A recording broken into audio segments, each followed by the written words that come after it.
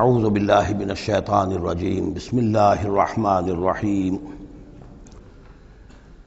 قل لا اقول لكم عندي خزائن الله ولا اعلم الغیب ولا اقول لكم انی ملک ان اتبع الا ما یوحى الی قل هل يستوي الاعمى والبصیر افلا تتفکرون صدق اللہ العظیم۔ اے نبی ان سے کہہ دیجئے میں تم سے یہ نہیں کہتا کہ میرے اختیار میں ہیں اللہ کے خزانے، تم مجھ سے کہتے ہو یہ دکھاؤ یہ دکھاؤ یہ دکھاؤ۔ میں نے کب دعویٰ کیا ہے کہ میرا اختیار ہے؟ کسی شخص سے مطالبہ کیا جانا چاہیے اس کے دعوے کے مطابق۔ میں نے الوہیت میں داخل ہونے کا کب دعویٰ کیا؟ میں نے تو دعویٰ کیا ہے کہ میں اللہ کا ایک بندہ ہوں، عام انسان ہوں، بشر ہوں، مجھ پر وحی آئی ہے، مجھے مامور کیا گیا ہے کہ تمہیں متنبہ کر دوں، وہ کام میں کر رہا ہوں۔ لا اقول لکم عندی خزائن اللہ، میں تو نہیں کہتا کہ میرے پاس بھی اللہ کے خزانے ہیں، میرے اختیار میں ہیں۔ ولا اعلم الغیب، نہ میں نے یہ دعویٰ کیا ہے کہ غیب کا علم مجھے حاصل ہے۔ ولا اقول لکم انی ملک، نہ میں نے تم سے کبھی یہ کہا ہے یا کہتا ہوں کہ میں فرشتہ ہوں۔ ان اتبع الا ما یوحی الی، میں تو بس اتباع کر رہا ہوں اس شے کی کہ جو مجھے طرف وحی کی جا رہی ہے۔ قل هل يستوي الاعمى والبصیر، کہیے تو پھر اب برابر ہو جائیں گے دیکھنے والے اور اندھے؟ افلا تتفکرون، تو کیا تم تفکر نہیں کرتے، غور و فکر سے کام نہیں لیتے؟ وانذر بہ، اب پھر یہاں بہ پر زور دے رہا ہوں میں۔ اے نبی اس قرآن کے ذریعے سے خبردار کر دیجئے، آپ کا کام انذار ہے، تبشیر ہے۔ اوپر آ چکا ہے وما نرسل المرسلین الا مبشرین، پہلے آ چکا ہے اوحی الی ھذا القرآن لانذرکم بہ ومن بلغ، یہاں پھر آیا وانذر بہ الذین یخافون ان یحشروا الی ربہم، خبردار کر دیجئے اس کے ذریعے سے ان لوگوں کو کہ جنہیں واقعتاً کچھ خوف ہے کہ وہ اپنے رب کی طرف لے جائے جائیں گے۔ جیسا کہ میں نے آپ کو بتایا تھا کہ ان میں بھی بہت کم لوگ تھے کہ جو بعث بعد الموت کے منکر تھے، وہ یہ کہتے تھے کہ ہاں ہے، قیامت ہے، اٹھیں گے، اپنے رب کے پاس جائیں گے، لیکن وہاں ہمارے چھڑانے والے ہیں، وہ ہمیں بچا لیں گے۔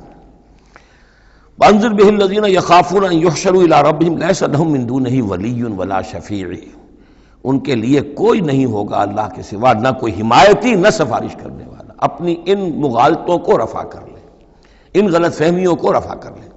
لعلہم یتقون، شاید کہ ان میں تقوی پیدا ہو جائے، شاید کہ وہ ڈر جائیں، شاید کہ خوف پیدا ہو جائے۔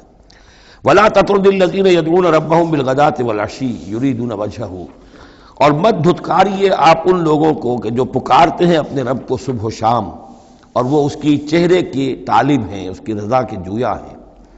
یہ اصل میں اشارہ ہو رہا ہے کہ تمام رسولوں کے ساتھ یہ معاملہ ہوا، خاص طور پر حضرت نوح کے ساتھ بھی، کہ جو بڑے بڑے سرداران ہوتے تھے قوم کے، وہ کہتے تھے کہ اے نوح ہم تو تمہارے پاس آنا چاہتے ہیں، سمجھنا چاہتے ہیں بات کیا ہے، لیکن ہم دیکھتے ہیں جب بھی آئیں تمہارے پاس، تمہاری محفل میں بیٹھے ہوتے ہیں ہمارے کمی کاری ملازم گھٹیا لوگ، اب ہماری شایان شان نہیں ہے کہ ہم ان کے ساتھ بیٹھیں۔ یہی بات حضور سے کہتے تھے کہ ہم آتے ہیں آپ کے پاس بات سمجھنے کے لیے، یہ آپ کے گرد جو جمگھٹا لگا رہتا ہے یہ ہمارے غلام لوگ ہیں، یہ ہمارے جو ہیں معاشرے کے پست طبقات ہیں، یہ آپ کے آس پاس ہوتے ہیں، تو پھر ہمارے شایان شان یہ نہیں ہے کہ ہم ان کی موجودگی میں آپ سے بات کریں۔ اس پر جواب دیا جا رہا ہے اے نبی آپ ان کی باتوں سے کوئی اثر نہ لیں، آپ خام خواہ اپنے ان ساتھیوں کو، چاہے وہ غریب ہیں چاہے وہ پست طبقات سے ہیں، لیکن ان کی شان یہ ہے کہ وہ صبح و شام اللہ کو پکارتے ہیں، اللہ سے دعا کرتے ہیں، مناجات کرتے ہیں، تسبیح و تحمید کرتے ہیں، اور وہ اس کے چہرے، اس کے روح انور کے طالب ہیں، وہ اس کی رضا چاہتے ہیں، اس کی خوشی چاہتے ہیں۔ انہوں نے اپنی زندگی جو ہے من یشری نفسہ ابتغاء مرضات اللہ، یہ تو وہ لوگ ہیں جنہوں نے اپنی جانیں جو ہے اللہ کی رضا جوئی کے لیے، اللہ کی رضا حاصل کرنے کے لیے تج دی ہیں۔ ما علیک من حسابہم من شیء، آپ کے ذمے ان کے حساب میں سے کچھ نہیں ہے۔ وما من حسابک علیہم من شیء، اور نہ آپ کا ان کے اوپر آپ کے حساب میں سے کچھ ہے، یعنی یہ کہ یہ تو ہر شخص کو اپنی کمائی کرنی ہے، آپ کے ذمہ آپ کا فرض ہے، آپ کرتے جائیے۔ جو آپ کے پاس آ رہے ہیں ان کا حساب بھی اللہ لے لے گا، جو آپ کے پاس نہیں آتے ان کا حساب بھی لے لے گا، ہر ایک کو اس کے طرز عمل کے مطابق وہ بدلہ دے دے گا۔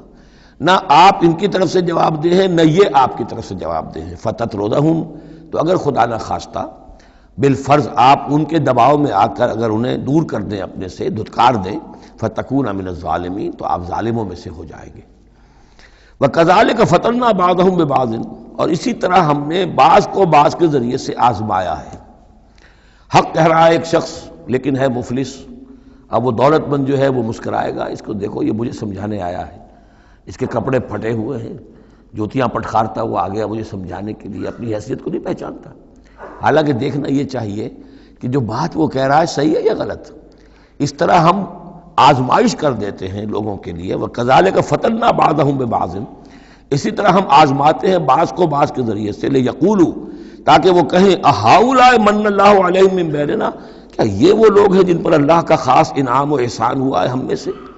ارے اللہ کا احسان ہم پر ہوا ہے، دولت مند ہم ہیں، سردار ہم ہیں، چودراٹیں ہماری ہیں، حویلیاں ہماری ہیں، یہ جو ہیں گرے پڑے طبقات کے لوگ، کیا یہ ہیں کہ جو اللہ کا احسان اور ان کے اوپر اللہ تعالیٰ کا بڑا فضل ہوا ہے؟ یہ کہا کرتے تھے مکے کے لوگ بھی کہ اگر قرآن اللہ نے بھیجنا ہی تھا، کتاب نازل کرنی تھی، نبوت دینی تھی، تو کوئی رجل من القریتین عظیم، یہ جو دو شہر ہیں مکہ اور طائف، بڑے بڑے چودھری ہیں، سرمایہ دار ہیں، بڑے لوگ ہیں، سردار ہیں، ان میں سے کسی کے پاس بھیجتا۔ مکے کا یتیم جس کے پاس کوئی دولت نہیں، بچپن مفلسی میں گزرا ہے، سخت مشقت کے اندر جو ہے جوانی کا دور گزرا ہے، جس کے پاس کچھ بھی نہیں، کوئی عہدہ نہیں، کوئی منصب نہیں، قریش کا کوئی عہدہ حضور کے پاس نہیں تھا، کوئی منصب نہیں تھا، کوئی آپ کے پاس سرمایہ نہیں تھا، آپ تو پیدا ہی ہوئے ہیں یتیم، تو اس اعتبار سے کیا یہی رہ گیا تھا اللہ کے لیے؟ معاذ اللہ ثم معاذ اللہ۔ لِيَقُولُوا أَهَٰؤُلَاءِ مَنَّ اللَّهُ عَلَيْهِم مِّن بَيْنِنَا أَلَيْسَ اللَّهُ بِأَعْلَمَ بِالشَّاكِرِينَ، تو کیا اللہ تعالیٰ زیادہ واقف نہیں ہے ان سے کہ جو واقعتاً اس کا شکر کرنے والے ہیں؟ ایک اور جگہ آئے گا کہ اللہ تعالیٰ وَاللَّهُ أَعْلَمُ حَيْثُ يَجْعَلُ رِسَالَتَهُ، اللہ بہتر جانتا ہے کہ کہاں اسے اپنی رسالت کا منصب کس کو دینا چاہیے، کس میں اس کی صلاحیت ہے۔ جیسے طالوت کے بارے میں لوگوں نے کہہ دیا تھا کہ اس کے لیے کیسے ہو سکتی ہے سرداری، جبکہ ہمارے پاس دولت ہے، اس کے پاس دولت نہیں، لم یؤت سعۃ من المال، تو کہا گیا تھا اسے جسم اور علم کے اندر اللہ نے بسطہ یعنی کشادگی عطا فرمائی ہے۔ وَإِذَا جَاءَكَ الَّذِينَ يُؤْمِنُونَ بِآيَاتِنَا، اور اے نبی اس کے برعکس یہ لوگ جو چاہتے ہیں کہ آپ دھتکار دیں ان کو، اس کے برعکس آپ کی روش کیا ہونی چاہیے ان غرباء اور فقراء کے لیے؟ وَإِذَا جَاءَكَ الَّذِينَ يُؤْمِنُونَ بِآيَاتِنَا، جب آپ کے پاس آئیں وہ لوگ جو ہماری آیات پر ایمان رکھتے ہیں، فَقُلْ سَلَامٌ عَلَيْكُمْ، تو آپ ان کو سلام کہا کیجئے اور ان کو خوشخبری دیا کیجئے، کتب ربکم علی نفسہ الرحمہ، تمہارے رب نے اپنے اوپر رحمت کو لازم کر لیا ہے، اور تمہارے لیے خاص رحمت کا مظہر کیا ہے؟ انہ من عمل منکم سوءا بجہالۃ، کہ تم میں سے کوئی بھی اگر کسی وقت کوئی برے کام کا ارتکاب کر بیٹھے، جذبات میں آ کر، ناواقفیت سے، جہالت میں، ثم تاب من بعدہ، پھر اگر وہ فوراً توبہ کر لے گا، وہ اصلح اور اصلاح کر لے گا، فانہ غفور الرحیم، تو اللہ تعالیٰ غفور الرحیم ہے۔ یہ تمہارے لیے مزید خوشخبری ہے، تہنیت اللہ کی طرف سے، قل سلام علیکم کتب ربکم علی نفسہ الرحمہ انہ من عمل منکم سوءا بجہالۃ ثم تاب من بعدہ واصلح فانہ غفور الرحیم۔ وکذالک نفصل الآیات، آگے محذوف ہے لفظ لیتفکروا بہا ولتستبین سبیل المجرمین، اسی طرح ہم اپنی آیات کی تفصیل بیان کرتے ہیں تاکہ یہ لوگ ان پر غور کریں، تفکر کریں، اور جب غور کریں گے، تفکر کریں گے، تو مجرموں کا راستہ ان کے سامنے کھل کر آ جائے گا کہ جس راستے پر ہم جا رہے ہیں وہ واقعتاً مجرموں کا راستہ ہے۔ قل انی نہیت ان اعبد الذین تدعون من دون اللہ، کہہ دیجئے مجھے تو روک دیا گیا ہے ان کو پوجنے سے کہ جن کو تم پکارتے ہو اللہ کے سوا، یہ لات عزیٰ منات ان کو میں نہیں پکار سکتا، مجھے روک دیا گیا ہے، مجھے تو حکم دیا گیا ہے لا تدعوا مع اللہ احدا، اللہ کے ساتھ کسی اور کو مت پکارو۔ قل لا اتبع اہواءکم، اور کہہ دیجئے ڈنکے کی چوٹ میں تمہاری خواہشات کی پیروی نہیں کر سکتا، قد ضللت اذا، اگر ایسا کروں گا تو میں خود گمراہ ہو جاؤں گا، وما انا من المہتدین، اور پھر نہ رہوں گا میں ہدایت والوں میں۔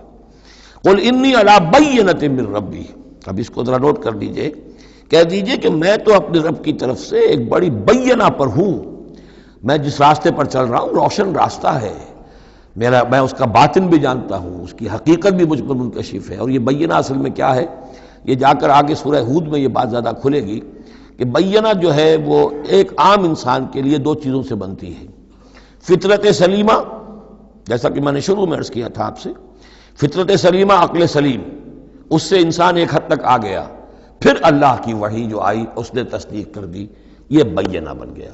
اب اسی معنی میں پھر رسول اور پھر اللہ کی وحی مل کر بینہ بن جاتے ہیں۔ وہ لوگوں کے حق میں بینہ، اور خود اپنے حق میں بینہ کیا ہے؟ آپ کی اپنی فطرت سلیمہ، عقل سلیم، اور اس پر پھر وحی کی توثیق، وحی نے آ کر ان کو اجاگر کر دیا، ان حقائق کو جن تک آپ اپنی عقل سلیم اور فطرت سلیمہ کی رہنمائی میں پہنچ چکے تھے۔ قل انی علی بینۃ من ربی، کہہ دیجئے میں کوئی اندھیرے میں ٹامک ٹوئیاں نہیں مار رہا ہوں، تم جو مجھ سے مطالبے کر رہے ہو، مجھ پر دباؤ ڈال رہے ہو، میں تو اپنے رب کی طرف سے بینہ پر ہوں۔ وَكَذَّبْتُمْ بِهِ، تم نے اسے جھٹلا دیا ہے۔ مَا عِندِي مَا تَسْتَعْجِلُونَ بِهِ، میرے پاس وہ شے موجود نہیں ہے جس کی تم جلدی مچا رہے ہو۔ وہ جلدی مچاتے تھے، لے آئیے عذاب، بہت سن چکے ہم، کان پک گئے سن سن کر ہمارے، عذاب آئے گا، عذاب آئے گا، عذاب کہاں ہے؟ وہ عذاب کہاں رکا ہوا ہے؟ 10 برس ہو گئے، پاس نہیں ہے، میرے اختیار میں نہیں ہے۔ وہ عذاب بھی آئے گا، اللہ کے فیصلے سے آئے گا، جب وہ چاہے گا آئے گا۔ ما عندی ما تستعجلون بھی، جس چیز کی تم جلدی مچا رہے ہو وہ میرے اختیار میں نہیں ہے۔ ان الحکم الا للہ، فیصلے کا اختیار کلیتاً اللہ کے ہاتھ میں ہے۔ یقص الحق، وہ حق بات بیان کر دیتا ہے، وہو خیر الفاصلین، اور وہ سب سے اچھا فیصلہ کرنے والا ہے۔ قل لو ان عندی ما تستعجلون به، اب اس میں وہ تلخی جو ہے وہ ظاہر ہو رہی ہے کہ تم جو تنگ آ گئے ہو میری باتیں سن سن کر، میرے اندر بھی تمہاری جانب سے بیزاری پیدا ہو چکی ہے۔ قل لو ان عندی ما تستعجلون به، کہہ دیجئے اگر میرے ہاتھ میں ہوتا، میرے اختیار میں ہوتا، میرے پاس ہوتا جس کی تم جلدی مچا رہے ہو، لقضی الامر بینی و بینکم، تو میرے اور تمہارے مابین کبھی کا فیصلہ طے ہو چکا ہوتا، میں تمہیں ابھی مزید مہلت نہ دیتا۔ تم اگر تمہارے کان پک گئے تو میں بھی تنگ آ چکا ہوں، میرے بھی اب جو ہے صبر کا پیمانہ جو ہے وہ ایک حد کو پہنچ چکا ہے۔ لقضی الامر بینی و بینکم، میرے اور تمہارے مابین کبھی کا فیصلہ چکا دیا گیا ہوتا۔ واللہ عالم بالظالمین، اللہ خوب واقف ہے ظالموں سے۔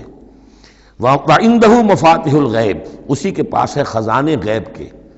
یہ مفاتح جو یہاں جمع آیا ہے تو مفتاح کہتے ہیں کنجی کو، اس کی جمع بھی ہے، اور مفتاح کہتے ہیں اس کو جس سے کھولا گیا، یعنی خزانہ۔ یہاں پر مفتاح کی جمع ہے، یہ مفاتح۔ وَعِندَهُ مَفَاتِحُ الْغَیب، اسی کے پاس غیب کے سارے خزانے ہیں۔ لا يعلمها الا هو، کوئی جانتا ہی نہیں ان کو سوائے اس کے۔ وَيَعْلَمُ مَا فِي الْبَرِّ وَالْبَحْرِ، اور وہ تو جانتا ہے جو کچھ خشکی میں ہے اور جو کچھ سمندر میں ہے۔ وَمَا تَسْقُطُ مِنْ وَرَقَةٍ إِلَّا يَعْلَمُهَا، اور نہیں گرتا کوئی ایک پتا بھی کسی درخت سے مگر اللہ کے علم میں ہوتا ہے۔ وَلَا حَبَّةٍ فِي ظُلُمَاتِ الْأَرْضِ وَلَا رَطْبٍ وَلَا يَابِسٍ، نہیں گرتا کوئی دانہ، نہ زمین کی تاریکیوں میں وہ دانہ گھستا ہے زمین کے اندر بیج کی شکل میں، ولا رطبن، نہ کوئی ہری چیز تر و تازہ، ولا یابس، نہ سوکھی چیز، الا فی کتاب مبین، ایک کتاب مبین میں سب کی سب موجود ہے۔ یہ کتاب مبین اللہ کا علم قدیم ہے، اللہ کا علم قدیم جس میں کہ ہر شے موجود ہے، ما کان و ما یکون، آن واحد کی طرح۔ وَهُوَ الَّذِي يَتَوَفَّاكُم بِاللَّيْلِ، اب یہ لفظ یہاں پر آ گیا ہے، وہ جو قادیانیوں کے ساری خباثت کا توڑ جو ہے، وہ جو میں نے وضاحت آپ کو بیان کی تھی کہ وفا یوفی یتوفا، اب یہاں آ گیا وَهُوَ الَّذِي يَتَوَفَّاكُم بِاللَّيْلِ، وہی ہے جو تمہیں وفات دیتا ہے رات کے وقت۔ کیا وفات دیتا ہے؟ کیا انسان مر جاتا؟ نہیں، جان تو رہتی ہے، شعور نہیں رہتا۔ میں نے کہا تھا 3 چیزیں ہیں، جسم ہے، جان ہے، جان میں شعور ہے۔ بڑا پیارا ایک شعر ہے فارسی کا، جان نہاں در جسم او در جان نہاں، جسم کے اندر تو پنہا ہے جان، جان میں وہ پنہا ہے۔ 3 چیزیں ہو گئیں۔ یہاں اس شعر میں وہ سے مراد کچھ اور ہے، اس وقت میں اس پر نہیں جاؤں گا، لیکن 3 چیزیں سمجھ لیجئے۔ جان نہاں در جسم، جسم کے اندر جان پنہا ہے، او در جان نہاں، وہ جان میں نہاں ہے، اے نہاں اندر نہاں اے جانے جاں۔ یہ پھر کسی اور جگہ پر پڑھیں گے اس شعر کو انشاءاللہ۔ اب سمجھ لیجئے، ایک جسم ہے، جسم میں جان ہے، جان میں شعور ہے، اصل شے تو شعور ہے، لہذا نیند میں صرف شعور لے گئے، موت ہوئی تو شعور بھی لے گئے، جان بھی لے گئے، اور عیسیٰ کو لے گئے، شعور بھی لے گئے، جان بھی لے گئے، جسم بھی لے گئے۔ تو توفع جو ہے کل کا کل پورے طور پر ہوا ہے حضرت عیسیٰ علیہ السلام کا۔ ہمارا توفع توفی جو ہوتا ہے وہ تو ادھورا ہوتا ہے، جسم یہیں رہ جاتا ہے، جان اور شعور چلا جاتے ہیں، اور نیند میں شعور چلا گیا۔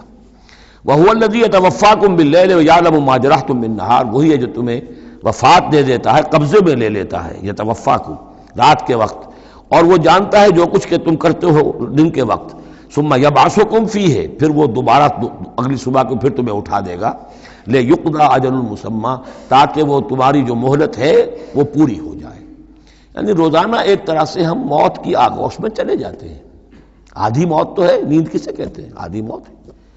یہی وجہ ہے کہ جو دعا ہے صبح کو اٹھنے کے وقت کی، جو مسنون دعا ہے، الحمدللہ الذی احیانی بعدما اماتنی والیہ النشور، کل شکر اور کل حمد اور کل تعریف اس اللہ کے لیے ہے جس نے مجھے دوبارہ زندہ کیا اس کے بعد کہ مجھ پر موت وارد کر دی تھی۔ نیند جو ہے وہ موت کی بہن ہے، اور اسی طرح اٹھنا ہے اللہ کی طرف۔ یہ بڑا ایک عجیب نکتہ ہے، اس کو ذہن میں اس کو اپریشیٹ کیجئے۔ جو شخص صبح آنکھ کھلتے ہی جس کی زبان پر یہ الفاظ آتے ہوں، الحمدللہ الذی احیانی بعدما اماتنی والیہ النشور، قیامت کے دن جب وہ اٹھے گا اس کی زبان پر یہی ترانہ خود بخود آ جائے گا، اس وقت ہوگا وہ 100% درست۔ الحمدللہ الذی احیانی بعدما اماتنی والیہ النشور، کیونکہ عادت پڑی ہے، ہمیشہ کہا ہے، جیسے ہی شعور آیا الحمدللہ الذی احیانی بعدما اماتنی والیہ النشور، تو یہ وہ ترانہ جو ہے جو کہ باعث بعد الموت کے وقت ہماری زبان پر ہوگا، اس کا ریہرسل ہے جو آپ روزانہ کریں گے اگر یہ عادت پختہ کر لیں۔ وَهُوَ الَّذِي يَتَوَفَّاكُم بِاللَّيْلِ وَيَعْلَمُ مَا جَرَحْتُم بِالنَّهَارِ ثُمَّ يَبْعَثُكُم فِيهِ لِيُقْضَىٰ أَجَلٌ مُّسَمًّى ثُمَّ إِلَيْهِ مَرْجِعُكُم، پھر اسی کی طرف تم سب کا لوٹنا ہے۔ ثُمَّ يُنَبِّئُكُم بِمَا كُنتُمْ تَعْمَلُونَ، پھر وہ تمہیں جتلا دے گا جو کچھ کہ تم کرتے رہے تھے۔ وَهُوَ الْقَاهِرُ فَوْقَ عِبَادِهِ، اور وہ اپنے بندوں پر، یہ لفظ کئی مرتبہ آیا ہے اس صورت کے اندر، اللہ پوری طرح غالب ہے، قابو یافتہ ہے اپنے بندوں پر۔ وَيُرْسِلُ عَلَيْكُمْ حَفَظًا، اور وہ تم پر نگہبان بھیجتا رہتا ہے۔ ہر انسان کے ساتھ فرشتے باڈی گارڈ کی حیثیت سے موجود ہیں، اس لیے کہ جب تک اللہ نے اجل معین رکھی ہوئی ہے اس وقت تک تو زندہ رکھنا ہے۔ وہ زندہ رکھنے کے لیے حفظہ، حفاظت کرنے والے نگہبان، وہ جو میں نے ایک دفعہ پہلے بھی کہا تھا، بسا اوقات تو محسوس ہوتا ہے کہ جیسے گاڑی ایسے سناٹے سے آپ کے ساتھ سے گزری ہے کہ معلوم ہوتا ہے کسی نے ہاتھ دے کر آپ کو بچایا، ورنہ بچنے کا کوئی امکان نہیں تھا۔ تو کوئی ہے، جب معلوم ہے کہ ابھی اس کی موت کا وقت نہیں آیا تو بچانے والے فرشتے ہمارے ساتھ ہوتے ہیں۔ حتیٰ اذا جاء احدکم الموت، یہاں تک کہ جب تم میں سے کسی کی موت کا وقت آتا ہے، توفته رسلنا، اب یہاں پھر توفا آ گیا، اب یہاں پہ شعور اور جان دونوں جائے گا۔ توفته رسلنا، تو ہمارے بھیجے ہوئے فرشتے جو ہیں وہ اس کو قبضے میں لے لیتے ہیں، وہم لا یفرطون، اور اس میں کوئی کمی نہیں کرتے، کوئی کوتاہی نہیں کرتے، جو حکم آیا اور جب آیا۔ ثم ردوا الی اللہ مولاہم الحق، پھر وہ لوٹا دیے جاتے ہیں اب اللہ کی طرف جو ان کا مولا ہے برحق، سچا۔ الا لہ الحکم، آگاہ ہو جاؤ، فیصلے کا اختیار اسی کے ہاتھ میں ہے، حاکمیت اسی کی ہے، ان الحکم الا للہ، یہ دوسری مرتبہ آیا یہاں۔ وہو اسرع الحاسبین، اور وہ حساب کرنے والوں میں سب سے بڑھ کر تیز ہے، یعنی اسے دیر نہیں لگے گی، اس کے کمپیوٹرز جو ہیں وہ کوئی بہت ہی سپر کمپیوٹر جن کا ہم تصور بھی نہیں کر سکتے۔ قل من ینجیکم من ظلمات البر والبحر تدعونہ تضرعا وخفیا، ان سے پوچھئے کون تمہیں نجات دیتا ہے اندھیروں میں سے، وہ تاریکی کے ہوں یا سمندر کے۔ سمندر میں گھپ اندھیرا ہے، کشتی چل رہی ہے، کچھ نظر نہیں آ رہا ہے، اوپر بادل بھی ہیں، اب اس وقت انسان کو کچھ نہیں سوچتا، ہاتھ کو ہاتھ سجھائی نہیں دے رہا، کون تمہیں پھر بھی بچاتا ہے وہاں؟ من ینجیکم۔ اسی طرح کوئی قافلہ ہے، بھٹک گیا ہے، اندھیری شب ہے، جدا اپنے قافلے سے ہے تو اب یہ کہ اندھیرے کے اندر بھٹک رہا ہے، نہ دائیں کا نہ بائیں کا پتہ نہیں، ہر درخت معلوم ہوتا ہے کوئی آسیب ہے، کوئی بھوت ہے جنہیں چلا آ رہا ہے، پھر بھی اللہ بچاتا ہے تمہیں۔ من ینجیکم من ظلمات البر والبحر تدعونہ تضرعا وخفیا، اس وقت تو تم پکارتے ہو اللہ کو بہت ہی گڑ گڑاتے ہوئے اور دل ہی دل میں خفیہ خفیہ، اے اللہ بچا دے، اے اللہ اس وقت کو راستہ بنا دے، کوئی دستگیری ہو جائے، کسی طرف سے روشنی ہو جائے۔ لئن انجانا من ہذہ، اور کہتے ہو تم دل میں اگر اللہ نے ہم کو اس سے بچا لیا، نجات دے دی، لنکونن من الشاکرین، پھر تو اب باقی زندگی تو بالکل اللہ کے شکر گزار بندے بن کر ہم گزار دیں گے۔ قل اللہ ینجیکم منہا، اللہ تعالیٰ پھر نجات دیتا ہے تمہیں اس سے، ومن کل کرب، اور ہر کرب سے، ہر تکلیف سے، ثم انتم تشرکون، پھر اس کے بعد تم آ کے پھر شرک شروع کر دیتے ہو، پھر تمہیں اپنی دیویاں دیوتا، اپنے آلہہ، اپنے چودھری، اپنے سردار یاد آ جاتے ہیں۔ قل هو القادر على ان يبعث عليكم عذابا من فوقكم، یہ آیت جو ہے یہ بہت اہم ہے کہ عذاب الہی کی کئی قسمیں ہیں، 3 قسمیں یہاں بیان ہوئی ہیں۔ کہہ دیجئے وہ قادر ہے اس پر کہ تم پر بھیج دے کوئی عذاب من فوقکم، تمہارے اوپر سے، آسمان کا ٹکڑا گر جائے، کوئی میٹیورائٹ گر جائے، جو بعض خبریں آتی رہتی ہیں کوئی آ رہا ہے، لیکن یہ کہ وہ پھر تحلیل ہو جاتا ہے کہیں، جو بھی اوزون لیئر ہے یا کچھ اور ہے بچت ہے، لیکن یہ کہ اگر اللہ چاہے تو جہاں آسمان پر سے کوئی عذاب بھیج دے آپ کے اوپر، او من تحت ارجلکم، یا آپ کے قدموں کے نیچے سے، زمین پھٹ جائے، شق ہو جائے، زلزلہ آئے، زمین دھنس جائے، یہ بھی ہوتا ہے، خسف ہوں گے، قیامت سے پہلے بڑے بڑے 3 خسف ہونے ہیں جن کی خبر دی گئی ہے احادیث کے اندر، بڑے بڑے ٹکڑے زمین کے دھنس جائیں گے اندر۔ قل هو القادر علی ان یبعث علیکم عذابا من فوقکم او من تحت ارجلکم، یہ 2 شکلیں ہو گئی، اوپر سے یا قدموں کے نیچے سے، او یلبسکم شیعا، یا تمہیں گروہوں میں تقسیم کر دے، ویذیق بعضکم باس باس، اور ایک کی طاقت کا مزہ دوسرے کو چکھائے۔ اب لڑو آپس میں، پرانے اور نئے سندھی لڑو آپس میں، پنجابی اور اردو بولنے والے لڑو، اور بلوچ اور پختون لڑو، مارو ایک دوسرے کو۔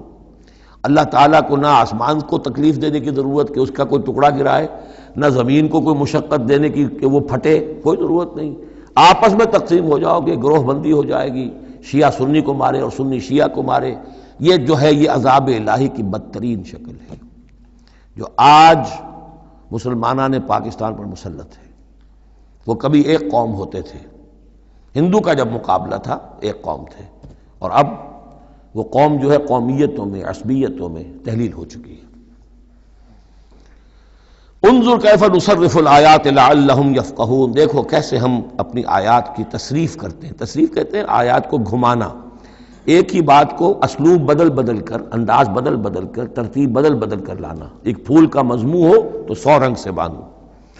وَكَذَّبَ بِهِ قَوْمُكَ وَهُوَ الْحَقُّ، اور اے نبی آپ کی قوم نے اسے جھٹلا دیا۔ بہی مراد قرآن، یعنی میں نے عرض کیا کہ اس صورت کیا یہ عمود، حصی معجزہ کوئی نہیں دکھائیں گے، اصل معجزہ محمد کا یہ قرآن ہے صلی اللہ علیہ وسلم، اسی لیے بہی بہی بہی اس کی تکرار اس میں کثرت سے ملے گی۔ وَكَذَّبَ بِهِ قَوْمُكَ وَهُوَ الْحَقُّ، یہ قرآن الحق ہے، لیکن اے نبی آپ کی قوم نے اس کو جھٹلا دیا ہے۔ قُلْ لَسْتُ عَلَيْكُمْ بِوَكِيلٍ، ان سے کہہ دیجئے میں اب تمہارا ذمہ دار نہیں ہوں۔ اب میں نہیں کہہ سکتا کہ کب اللہ کے عذاب کا بند جو ہے وہ کھل جائے اور تمہارے اوپر وہ عذاب ہلاکت جو ہے وہ آ جائے۔ لِكُلِّ نَبَوْ مُسْتَقَرٌ، كُلِّ نَبَإٍ مُسْتَقَرٌ، ہر خبر، ہر بڑی بات کے لیے وقت معین ہے۔ فَسَوْفَ تَعْلَمُونَ، میں نہیں کہہ سکتا، جیسے کہ سورہ انبیاء میں فرمایا وَإِنْ أَدْرِيَ قَرِيبٌ أَمْ بَعِيدٌ مَا تُوعَدُونَ، میں یہ نہیں جانتا کہ جس کی تمہیں دھمکی دی جا رہی ہے وہ قریب آ چکا ہے یا دور ہے، ٹائم ٹیبل اللہ کے علم میں ہے، لیکن یہ میں جانتا ہوں کہ اگر تمہاری روش یہی رہی تو عذاب آ کر رہے گا۔ بسوف تعلمون، اور ان قریب تمہیں معلوم ہو جائے گا۔ وَإِذَا رَأَيْتَ الَّذِينَ يَخُوضُونَ فِي آيَاتِنَا، یہ وہ آیت آ گئی جس کا حوالہ سورہ نساء کی آیت نمبر 140 میں آیا تھا کہ تمہیں پہلے ہدایت دی گئی تھی کہ جب تم لوگوں کو دیکھو کہ وہ ہماری آیات کا استہزاء کر رہے ہیں، تمسخر کر رہے ہیں، تو ان کے پاس بیٹھو مت، اٹھ کر چلے جاؤ، کم سے کم یہ کہ ایک پروٹیسٹ میں واک آؤٹ تو وہاں سے ہو جائے۔ وَإِذَا رَأَيْتَ الَّذِينَ يَخُوضُونَ فِي آيَاتِنَا، اور جب تم دیکھو لوگوں کو کہ وہ ہماری آیات میں خوض، مین میخ نکال رہے ہیں۔ دیکھیے اردو میں ہم ایک لفظ بولتے ہیں غور و خوض، بڑا غور و خوض ہو رہا ہے، بہت غور و خوض کے بعد میں اس نتیجے پر پہنچا ہوں۔ یہ دونوں لفظ جو عربی زبان کے بہت قریب کے ہیں، غور کے معنی، غور اچھے معنی میں آتا ہے اور خوض برے معنی میں آتا ہے۔ صحیح چھان پھٹک کرنا اور غور کرنا، اس کے ما لہو ما علیہ، فار کیا ہے اگینسٹ کیا ہے، یہ مثبت انداز میں یہ ہے غور۔ خوض ہے مین میخ نکالنا، اس کے اندر جو ہے بال کی کھال خام خواہ کو اتارنا، یہ کوشش ہے، یہ خوض ہے۔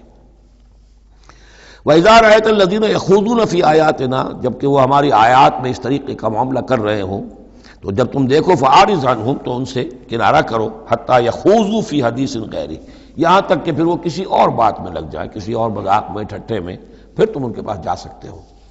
وَإِمَّا يُنْسِيَنَّكَ الشَّيْطَانُ فَلَا تَقْعُدْ بَعْدَ الذِّكْرَىٰ، اور اگر تمہیں شیطان بھلا دے، تم بیٹھے ہوئے تھے وہاں گفتگو شروع ہوئی، کچھ دیر تک تمہیں احساس نہیں ہوا کہ یہ تم اس کام میں لگ گئے ہیں، تو تمہیں یاد نہیں آیا، لیکن فلا تقعد بعد الذکر، جب یاد آ جائے تو مت بیٹھو ان کے ساتھ، مع القوم الظالمین، ان ظالموں کے ساتھ، پھر وہاں سے واک آؤٹ کرو احتجاجاً، اور پھر یہ البتہ منتظر رہو، چونکہ دعوت و تبلیغ کے لیے پھر تمہیں آنا ہے، تو قالوا سلاما، علیحدہ بھی ہو تو وہ لٹ مار کے نہ ہو، بلکہ یہ کہ اٹھو وہاں سے تو بڑی خوبصورتی کے ساتھ۔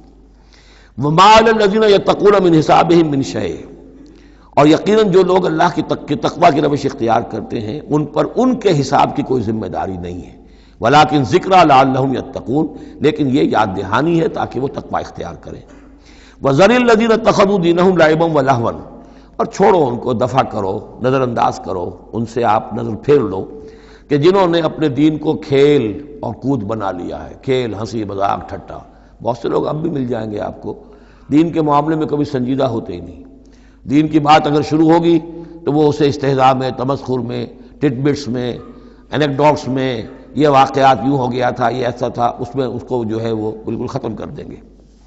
وَذَرِ الَّذِينَ اتَّخَذُوا دِينَهُمْ لَعِبًا وَلَهْوًا وَغَرَّتْهُمُ الْحَيَاةُ الدُّنْيَا، اور ان کو تو اصل میں دھوکے میں مبتلا کر دیا ہے دنیا کی زندگی نے، ساری توجہات ادھر ہیں، بھاگ دوڑ اس کے لیے ہے، زیادہ سے زیادہ کمانا ہے، مال جمع کرنا ہے، حلال سے ہو حرام سے ہو، ساز و سامان کی فکر پڑی ہوئی ہے۔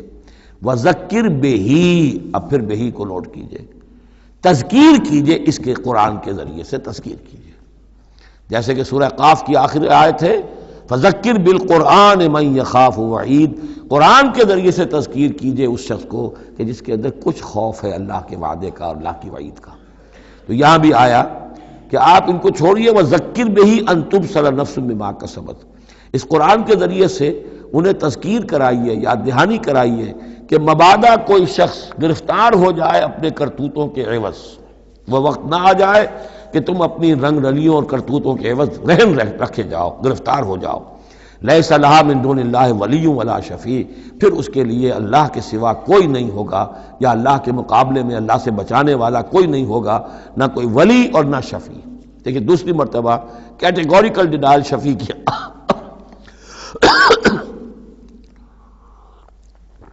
آیت الکرسی کے ضمن میں عرض کر چکا ہوں، بیشتر مقامات پر قرآن مجید میں کیٹیگوریکل ڈینائل ہے، کوئی شفاعت نہیں۔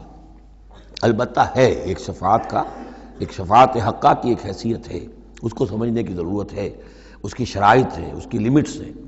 اگر ان شرائط اور لیمٹ سے آزاد کر دیں گے تو پھر یہ ہے کہ وہ شفاعت کا جو تصور ہے ایمان بالآخرت کی نفی کر دے گا، پھر کوئی فائدہ ہی نہیں، ڈر کا آئے گا۔ جب چھڑوانے والے ہیں جو چاہو کرو، جو بھی کچھ ہے، لیکن تیرے محبوب کی امت میں ہے، شرابی ہیں، زانی ہیں، بدماش ہیں، چور ہیں، ڈاکو ہیں، حرام خور ہیں، غبن کرتے ہیں، جو بھی کچھ ہے، لیکن تیرے محبوب کی امت میں ہے، تو اگر تو اسی پر کوئی معاملہ طے ہونا ہے تو خام خواہ کاہے کو آدمی ہاتھ روکے، بابر بعیش کوش کے عالم دوبارہ نیست، پھر تو جو عیش کر سکتے ہو کرو، جہاں آج پڑتا ہے کیوں روکتے ہو؟ تو سیدھی سیدھی بات ہے۔ لیس لہا من دون اللہ ولی ولا شفیع وان تعدل کل عدل، یہ وہی عدل آ گیا، اور اگر فدیہ دینا چاہیں کل کا کل فدیہ، لا یؤخذ منہا، نہیں قبول کیا جائے گا۔ واتقوا یوما لا تجزی نفس عن نفس شیئا ولا يقبل منها شفاعۃ ولا یؤخذ منها عدل ولا هم ينصرون، جو یہ 2 مرتبہ سورہ بقرہ میں آ چکا ہے۔ اولئک الذین ابسلوا بما کسبوا، یہ لوگ تو اب گرفتار ہو چکے ہیں اپنی کرتوتوں کے عوض، اب یہ رہن ہے۔ لہم شراب من حمیم، ان کے لیے تو ہے پینے کے لیے تو کھولتا ہوا پانی، وعذاب علیم بما کانوا یکفرون، اور دردناک عذاب ہوگا ان کے کفر کی پاداش میں۔ قل اندعو من دون اللہ ما لا ينفعنا ولا يضرنا، اے نبی ان سے کہیے کیا ہم پکاریں اللہ کو چھوڑ کر ان چیزوں کو جو نہ ہمیں نفع پہنچا سکتی ہے نہ نقصان؟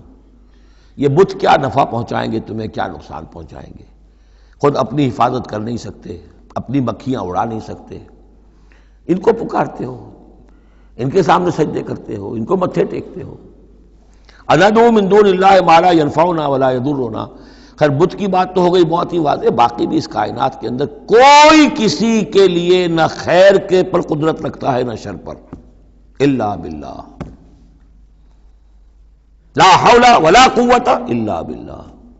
یہ یقین ہو جائے تب توحید مکمل ہوگی، پھر کس کے سامنے آدمی سر جھکائے خام خواہ، کس کے آگے اپنی عزت نفس پیش کرے، اس کا دھیلا کرے؟ کسی کے ہاتھ میں اختیار ہے ہی نہیں، لا حول ولا قوت الا باللہ۔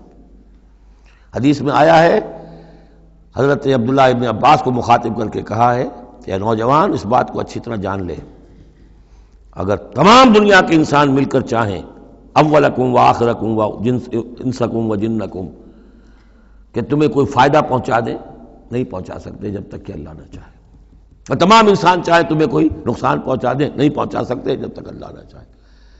تو پھر یک درگیر و محکم گیر پکارو اللہ کو، کسی اور کو پکارنے کا، کسی اور سے سوال کرنے کا، کسی اور سے ڈرنے کا، کسی اور سے التجائیں کرنے کا، کسی اور کا استغاثہ کرنے کا، دہائی دینے کا کیا فائدہ ہے؟ قُلْ أَنَدْعُو مِن دُونِ اللَّهِ مَا لَا يَنفَعُنَا وَلَا يَضُرُّنَا وَنُرَدُّ عَلَىٰ أَعْقَابِنَا، اور ہم جو ہے اپنی ایڑیوں کے بل لوٹا دیے جائیں بعد اذ ہدانا اللہ، جبکہ ہمیں تو اللہ نے ہدایت دے دی ہے۔ کالذی استہوتہ الشیاطین فی الارض حیران، کیا اس طرح کے آدمی ہم بن جائیں کہ جن کو شیاطین نے، جنوں نے کسی جنگل میں بیابان میں اس کی مت مار دی ہو، راستہ بھلا دیا ہو، اب اسے کچھ نظر نہیں آ رہا۔ لہو اصحاب یدعونہ الی الہدی ائتنا، ہیں اس کے ساتھی جو اس کو پکار رہے ہیں کہ آؤ ہماری طرف، ہدایت کی طرف آؤ، ہمارے پاس آؤ۔ قل ان ھدی اللہ ھو الھدی، یہ نقشہ کھینچ دیا گیا ہے جماعتی زندگی کی کتنی برکت ہے۔ آپ اکیلے ہوں، کہیں بھٹک گئے ہوں، تو پھر یہ کہ آپ کے لیے سیدھے راستے پر آنا بہت مشکل ہو جائے گا۔ جماعتی زندگی ہے، ساتھی ہیں، جس کو کہا ہے سورہ توبہ میں کونوا مع الصادقین، معیت اختیار کرو، رہو ساتھ سچوں کے۔ کسی وقت ہوتا ہے انسان کو کوئی ایسی آزمائش پیش آ گئی ہے، اس کا دماغ چکرا گیا ہے، گھوم گیا ہے، نہیں سمجھ میں آ رہا، راستہ نہیں نکل رہا، مشکل بڑی آ گئی ہے، ایک طرف حرام ہے لیکن یہ ہے کہ دباؤ کو بہت پڑ رہا ہے، گھر والوں کا پڑ رہا ہے، بچوں کا پڑ رہا ہے، بیوی کا پڑ رہا ہے، راستہ غلط ہے۔ اس میں یہ ہے کہ ایسے وقت میں بسا اوقات پھر اگر رفقا ہیں، ساتھی ہیں، آپ کے کامریڈز ہیں، آپ کے کولیگز ہیں، اس کے ساتھ وہ پکارتے ہیں، ساتھ ہاتھ جو ہے آپ کا تھام کر آپ کو سہارا دیتے ہیں۔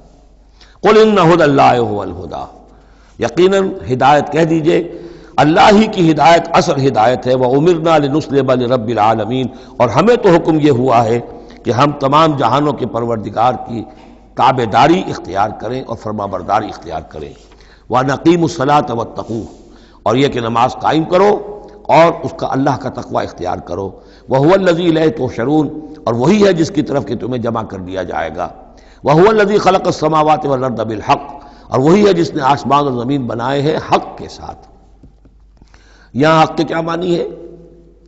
ود اے پرپس، یہ بیکار نہیں ہے۔ ربنا ما خلقت ھذا باطلا، اے رب ہمارے تو نے یہ سب باطل نہیں بنایا، بیکار نہیں بنایا، بے مقصد نہیں بنایا۔ سورہ آل عمران کی آخری رکوع کی جو وہ دعا ہے، بلکہ باطل کے مقابلے میں کیا؟ حق۔ وَهُوَ الَّذِي خَلَقَ السَّمَاوَاتِ وَالْأَرْضَ بِالْحَقِّ وَيَوْمَ يَقُولُ كُن فَيَكُونُ، اور جس دن وہ کہے گا ہو جا، وہ ہو جائے گا۔ کیا ہو جائے گا؟ جب وہ چاہے گا اس کائنات کو لپیٹ بھی دے گا، اسی نے بنایا ہے حق کے ساتھ، اور اس کو اسی کے حکم سے لپٹ جائے گی۔ آگے چل کر آئے گا یوم نطوی السماء کطی السجل للکتب، جس دن کہ ہم تمام خلاؤں کو اور فضاؤں کو اور آسمانوں کو، ان سب کو ایسے لپیٹ دیں گے جیسے کہ تم کتابوں کا تومار لپیٹ لیتے ہو۔ والسماوات مطویات بیمینہ، تمام یہ خلا اور سما یہ سب اللہ کے داہنے ہاتھ میں لپٹے ہوئے ہوں گے۔ قولہ الحق، اس کا فرمانا ہی حق ہے۔ اس کا کیا معنی ہے؟ صرف اس کا کہہ دینا کن، بس، اس سے کسی اور شے کی ضرورت نہیں ہے، کوئی ذریعہ، کوئی میٹر، کوئی انرجی، کچھ نہیں۔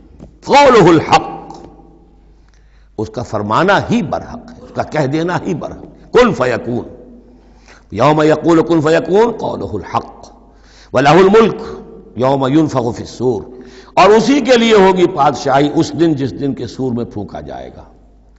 اگرچہ حقیقت میں تو بادشاہی اب بھی اسی کی ہے، لیکن ابھی جھوٹے سچے بادشاہ بیٹھے ہوئے ہیں۔ ابھی شاہ فہد صاحب بھی براجمان ہیں، اور بھی شاہ بھی اور کوئی ہوں گے، حسن بھی ہیں، حسین بھی ہیں، وہ شاہ بھی ہیں اور بھی ہیں، ملکہ بھی ہیں۔ یہ سب جو ہیں یہ سب نسیہ منسیہ ہو جائیں گے۔ لمن الملک اليوم للہ الواحد القہار، معلوم یہ کہ اب بھی اگرچہ بادشاہی اسی کی حقیقت میں، لیکن یہ جھوٹے سچے ڈرامے والے خدا جو ہیں کچھ نہ کچھ بیٹھے نظر آتے ہیں بادشاہ۔ وَلَهُ الْمُلْكُ يَوْمَ يُنفَخُ فِي الصُّورِ، عالم الغیب، وہ تمام غیب کا جاننے والا، والشہادہ، اور کھلی باتوں کا جاننے والا، وَهُوَ الْحَكِيمُ الْخَبِيرُ، اور وہ کمال حکمت والا اور ہر شے سے باخبر۔ وَإِذْ قَالَ إِبْرَاهِيمُ لِأَبِيهِ آزَرَ، اب اس میں آپ دیکھیں گے اس سورہ مبارکہ میں حضرت ابراہیم کا ذکر ہے اور پھر ان کی نسل کے بعض انبیاء کرام کا ذکر ہے۔ ایک گلدستہ تو ہم پڑھ آئے ہیں سورہ نساء کے آخر میں، وہاں 13 انبیاء اور رسل کے نام آئے تھے۔ یہاں اس سے ذرا بڑا گلدستہ آئے گا، یہاں پہ 17 انبیاء اور رسل کے نام آئیں گے، پھر حضرت ابراہیم علیہ السلام کا ذکر یہاں آیا ہے، اور جو جن رسولوں کی قوموں پر ہلاکت کے بارے میں قرآن میں صراحت کے ساتھ مذکور ہے، ان 6 کا ذکر جو ہے سورہ اعراف میں آئے گا۔ حضرت ابراہیم علیہ السلام کی قوم کا کیا حشر ہوا یہ صراحت کے ساتھ قرآن میں مذکور نہیں ہے۔ جو قوم نوح کے ساتھ، ہود کے ساتھ، قوم صالح کے ساتھ، قوم شعیب کے ساتھ ہوا، تو حضرت ابراہیم علیہ السلام کے معاملے کو علیحدہ نکال لیا ہے، وہ سورہ انعام میں، اور باقی جو ہے نوح، ہود، صالح اور شعیب، لوط اور موسیٰ، ان کا ذکر جو ہے وہ آپ کو ملے گا سورہ اعراف میں، اس لیے کہ ان کا معاملہ ایام اللہ کا ہے۔ تو فذکرہم بایام اللہ، التذکیر بآلاء اللہ اس میں ہے، التذکیر بایام اللہ اس میں ہے، لہذا یہاں حضرت ابراہیم کا ذکر ہے۔ وَإِذْ قَالَ إِبْرَاهِيمُ لِأَبِيهِ آزَرَ أَتَتَّخِذُ أَصْنَامًا آلِهَةً، اور یاد کرو جب کہ کہا ابراہیم نے اپنے باپ آزر سے، کیا تم نے ان بتوں کو اپنا خدا بنا رکھا ہے؟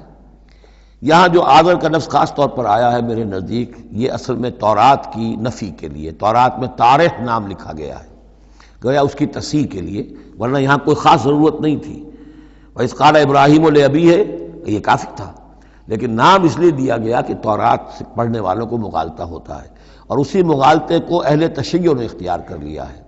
انہوں نے تورات میں جو نام دیا گیا ہے اسے حضرت ابراہیم کا باپ کہا ہے، اور حضرت یہ جو آزر تھا اس کو کہا ہے کہ یہ چچا تھا۔ اس کی خاص وجہ ہے، وہ پھر کسی موقع پر بیان ہوگی، لیکن یہ کہ تورات کی اس غلطی کو اہل تشیع نے اختیار کیا، قرآن مجید نے اسی کی نفی کے لیے یہاں پر حضرت ابراہیم کے والد کا نام صراحتاً بتا دیا کہ آزر ہے۔ وَإِذْ قَالَ إِبْرَاهِيمُ لِأَبِيهِ آزَرَ، اور یاد کرو جب کہ کہا تھا ابراہیم نے اپنے باپ آزر سے أَتَتَّخِذُ أَصْنَامًا آلِهَةً، کیا آپ نے ان بتوں کو اپنا الہ بنایا ہوا ہے؟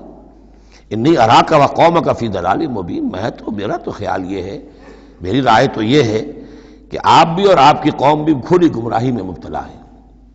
وَكَذَلِكَ نُرِي إِبْرَاهِيمَ مَلَكُوتَ السَّمَاوَاتِ وَالْأَرْضِ، اور اسی طرح ہم دکھانے لگے یا دکھاتے رہے ابراہیم کو آسمانوں اور زمین کے ملکوت۔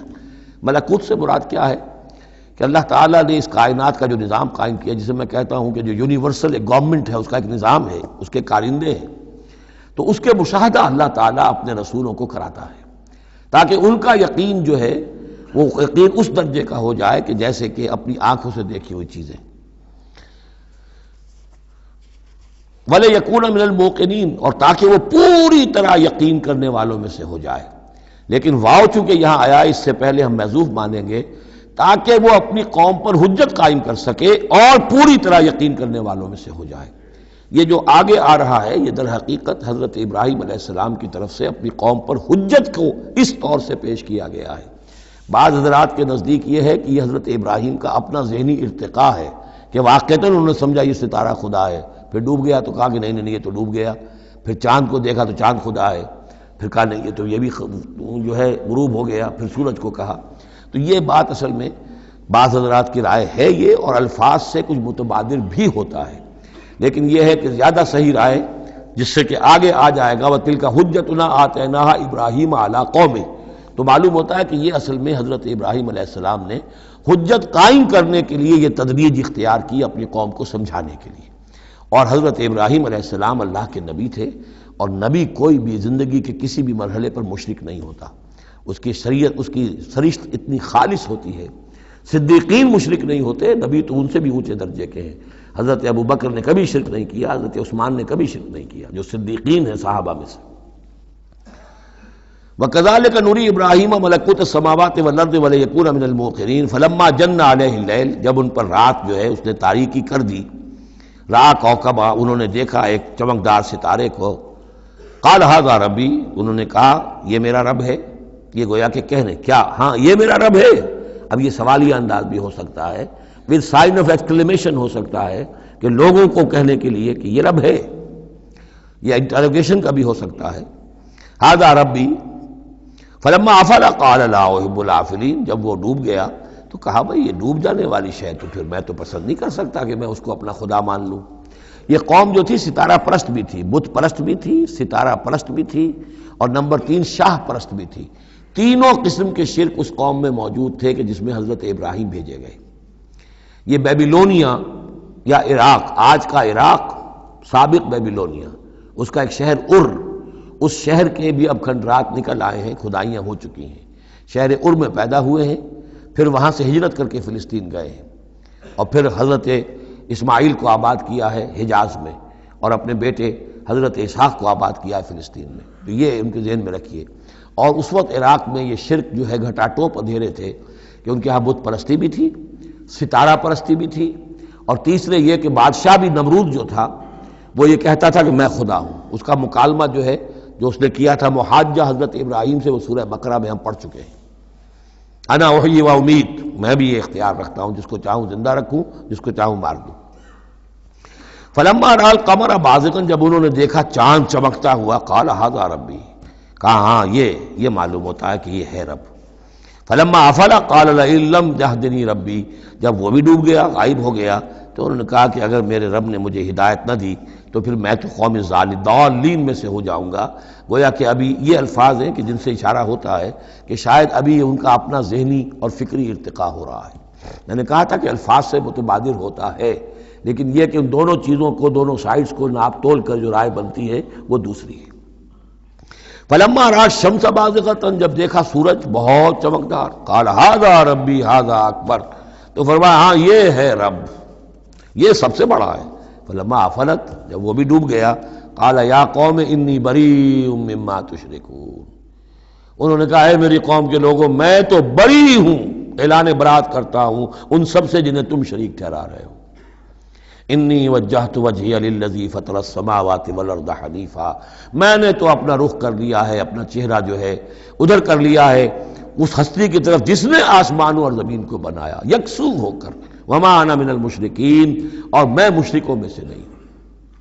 وحاجہ قومہ، اب اس پر محاجہ کیا ان سے ان کی قوم نے، وہ حجت بازی شروع کر دی، یہ تم نے کیا کہہ دیا؟ سارے دیویوں کی نفی کر دی، سارے ستاروں کی نفی کر دی، ہر چیز کی نفی کر دی، اب تم پر مار پڑے گی فلاں دیوی کی اور فلاں ستارے کی نحوست جو ہے اس کا تم نے انکار کیا، تیار ہو جاؤ، اب تمہارے اوپر شامت آئے گی۔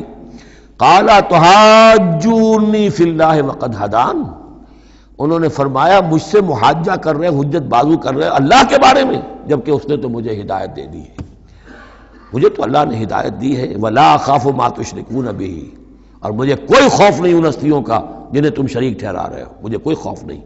الا یشاء ربی شیئا، ہاں اللہ کو چاہے میرے ساتھ کہ کوئی تکلیف مجھے آ جائے، کوئی آزمائش آ جائے تو ٹھیک ہے، میرا رب ہے، لیکن مجھے کوئی کسی کا ڈر نہیں، نہ تمہارے کسی دیوی کا، نہ دیوتا کا، نہ کسی ستارے کی نحوست کا، اور نہ کسی اور کا۔ لا اخاف ما تشرکون بہ، تم جس کا مجھے ڈراوا دے رہے ہو مجھے ان میں سے کسی کا کوئی خوف نہیں۔ الا یشاء ربی شیئا، الا یہ کہ میرا رب میرے لیے کچھ چاہے، جو چاہے۔ وسع ربی کل شیء علما، یقیناً میرا رب جو ہے وہ تو ہر شے کے علم کے اعتبار سے احاطہ کیے ہوئے ہے۔ افلا تتذکرون، تو کیا تم عقل سے کام نہیں لیتے، تم نہیں سوچتے، نصیحت اخذ نہیں کرتے؟ وکیف اخاف ما اشرکتم، میں کیسے ڈروں ان سے جنہیں تم نے شریک ٹھہرا رکھا ہے۔ ولا تخافون انکم اشرکتم باللہ، جبکہ تم نہیں ڈرتے کہ تم نے اللہ کے ساتھ شریک ٹھہرا دیے۔ ما لم ينزل به علیکم سلطانا، اور ان ہستیوں کو شریک ٹھہرا دیا ہے جن کے لیے کہ اللہ نے کوئی سلطان، کوئی سند نہیں اتاری۔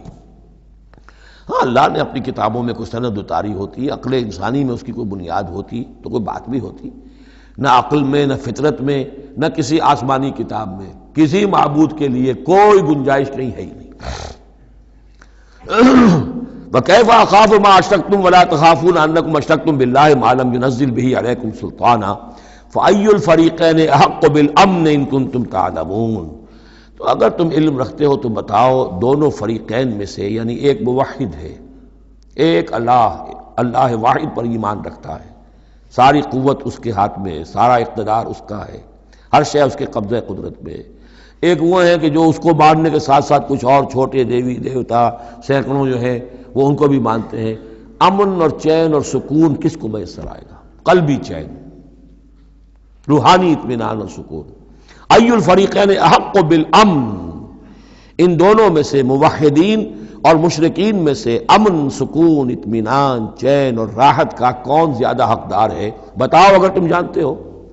اور اس کا جواب خود دیا، الذین آمنوا ولم یلبسوا ایمانہم بظلم، یقیناً وہ لوگ جو ایمان لائیں اور اپنے ایمان پر کسی طرح کے شرک کی آلودگی نہ ہونے دیں۔ یہاں لفظ ظلم آیا ہے، ظلم کسی چھوٹے گناہ کو بھی کہہ سکتے ہیں، اسی لیے اس پر صحابہ گھبرا گئے تھے کہ حضور کون شخص ہوگا کہ جس نے کبھی کوئی ظلم نہ کیا ہو، اور نہیں تو اپنے اوپر ظلم کرتا ہے آدمی، کسی پر ظلم کرتا ہے۔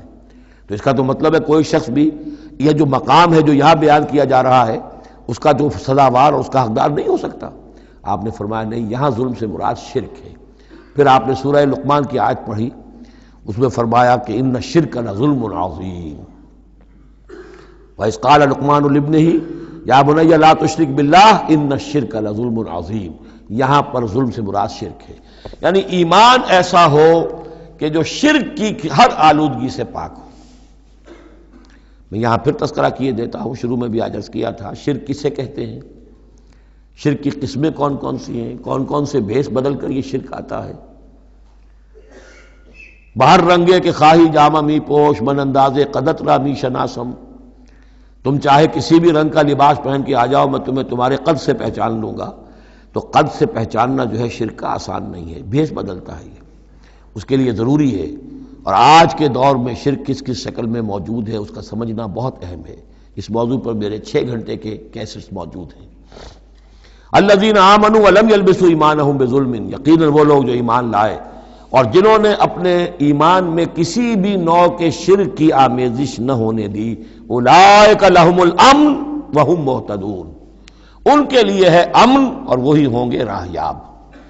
یہ امن اور ایمان اور اسلام اور سلامتی کا جو آپس میں تعلق ہے لفظی اعتبار سے، وہ اس دعا میں بہت نمایاں ہو جاتا ہے کہ جو حضور ہر نیا جو چاند دیکھتے تھے ہر مہینے کا تو دعا مانگتے تھے، اللہم اہلہ علینا بالامن والایمان والسلامت والاسلام، اے اللہ یہ مہینہ جو شروع ہو رہا ہے اس نئے چاند کے ساتھ، ہلال کے ساتھ، اسے ہم پر طلوع فرما امن اور ایمان کے ساتھ اور سلامتی اور اسلام کے ساتھ۔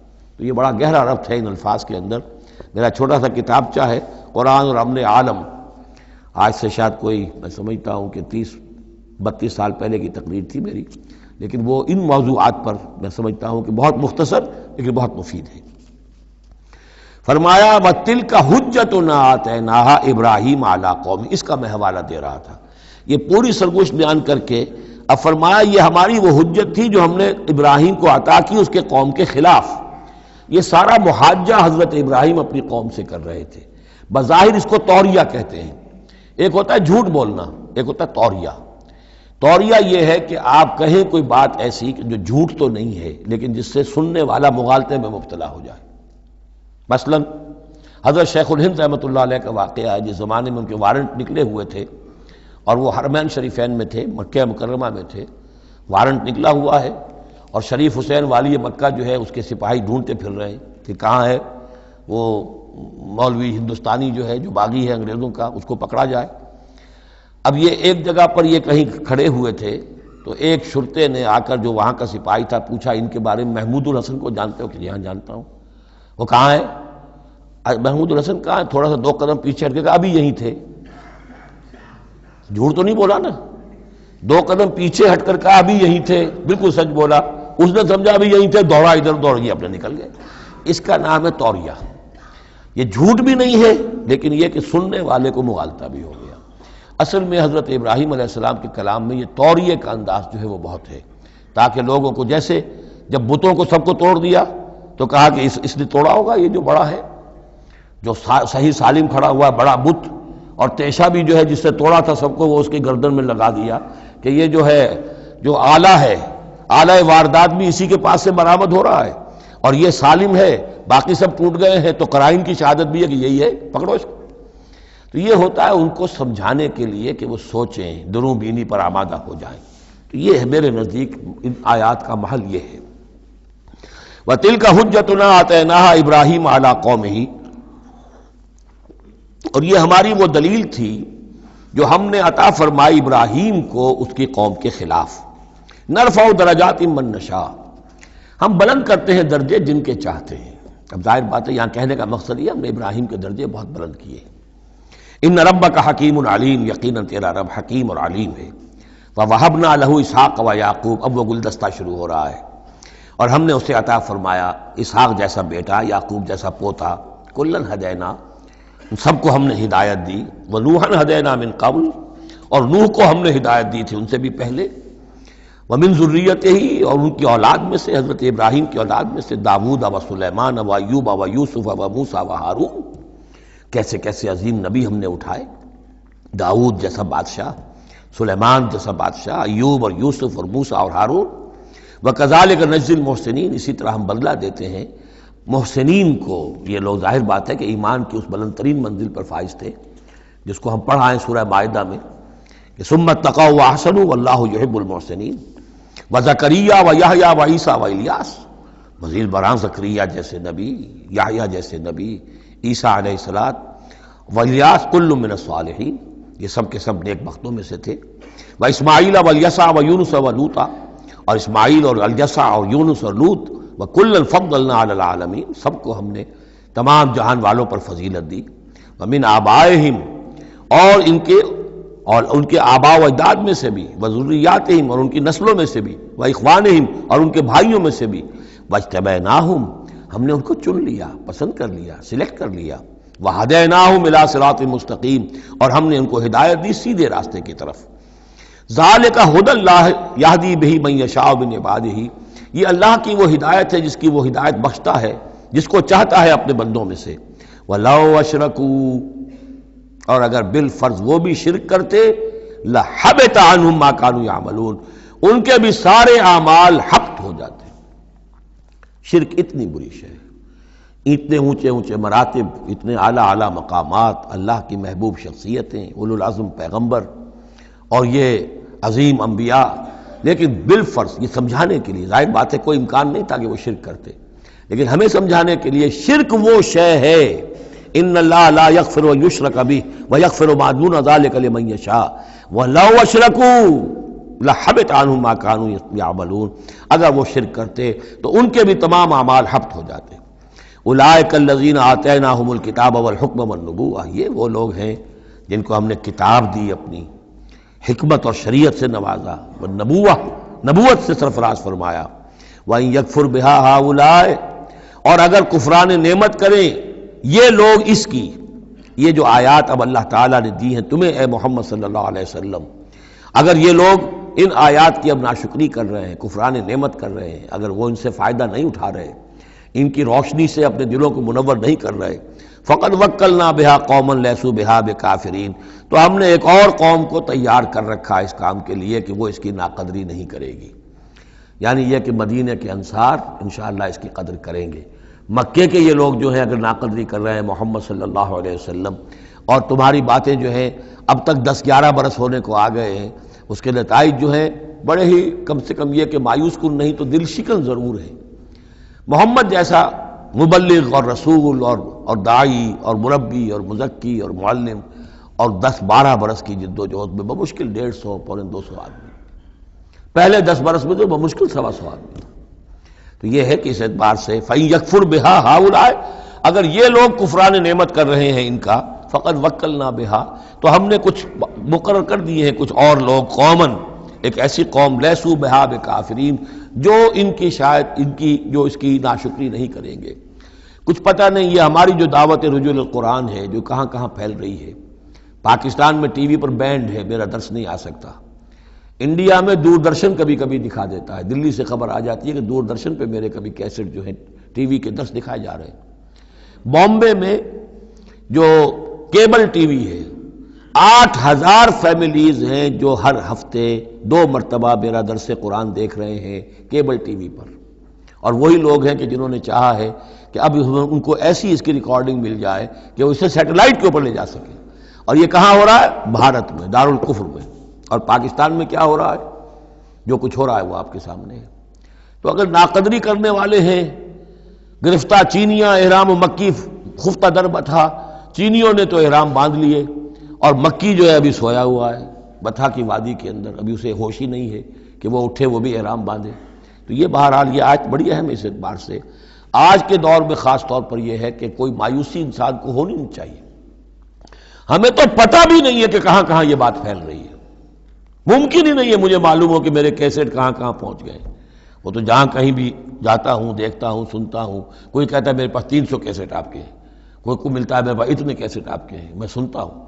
تو اب یہ دعوت پھیل رہی ہے، اب یہ میں نہیں کہہ سکتا کہ کس جگہ پر یہ جڑ پکڑے زمین کے اندر، اور یہ انقلابی دعوت جو ہے قرآن کی وہ وہاں ایک تناور درخت بنے، ایک تحریک زبردست انقلابی اٹھے۔ فَإِن يَكْفُرْ بِهَا هَؤُلَاءِ فَقَدْ وَكَّلْنَا بِهَا قَوْمًا لَيْسُوا بِهَا بِكَافِرِينَ۔ اگر یہ اس کی ناقدری کر رہے ہیں تو اے نبی آپ آزردہ خاطر نہ ہو، ہم نے ایک اور قوم کو تیار کر لیا ہے کہ وہ اس کی ناقدری نہیں کریں گے۔ اولئک الذین ھدی اللہ فبہداہ مقتدہ، یہ وہ لوگ ہیں جن کو اللہ نے ہدایت دی تھی۔ یہ 17 نام جو اوپر ہم نے پڑھے ہیں، فرمایا کہ اللہ فرما رہا ہے ہم نے انہیں ہدایت دی تھی، فبہداہ مقتدہ، تو آپ بھی ان کی ہدایت کی پیروی کیجئے۔ یہ بہت اہم نقطہ ہے جو یہاں پر نوٹ کر لینے کا ہے کہ جو بھی سابقہ انبیاء کے معاملات کہیں آئیں اور ان کی نفی نہ آئے، وہ چیز گویا کہ ہم مسلمانوں کے لیے بھی وہ چیز جو ہے وہ اس قابل ہے کہ ہم اس کی اتباع کریں، اس کی پیروی کریں، اس کو مانیں۔ چنانچہ اسی اعتبار سے یہ رجم اور قتل مرتد، یہ 2 سزائیں جو ہیں یہ ہمارے ہاں اہل سنت نے اور سب تمام مسلمانوں نے یہ لی ہے کہ رجم کی سزا قرآن میں نہیں ہے، یہ سابق شریعت کی سزا ہے جس کو حضور نے برقرار رکھا ہے۔ قتل مرتد کا ذکر بھی قرآن مجید میں نہیں ہے، یہ بھی سابق امت کے اندر سابق شریعت کی سزا ہے جس کو برقرار رکھا گیا ہے۔ جب تک کسی شے کی نفی نہ ہو جائے سابق جو بھی شریعت ہے اس کی، اس وقت تک یہ ہے کہ وہ چیز بھی لاگو رہے گی۔ فرمایا اولئک الذین ھدی اللہ فبہداہ مقتدہ قل لا اسألکم علیہ اجرا، اور کہہ دیجئے کہ میں تم سے اس پر کسی اجر کا طالب نہیں ہوں، میں نے تم سے کوئی محنتانہ کبھی طلب نہیں کیا، تم سے کوئی معاوضہ نہیں مانگا۔ ان ہوا الا ذکریٰ للعالمین، یہ نہیں ہے مگر تمام جہان والوں کے لیے یاد دہانی ہے، نصیحت ہے۔ جو چاہے اس سے کسب فیض کرے، جو چاہے اس سے نور حاصل کرے، جو چاہے اس سے صحیح صراط مستقیم تک کی رہنمائی اخذ کر لے، یہ تو اللہ تعالیٰ کی طرف سے ایک صدقہ جاریہ ہے۔ ان ہوا الا ذکریٰ للعالمین، یاد دہانی اور نصیحت ہے تمام جہان والوں کے لیے۔ بارک اللہ لی ولکم فی القرآن العظیم ونفعنی وإیاکم بالآیات والذکر الحکیم۔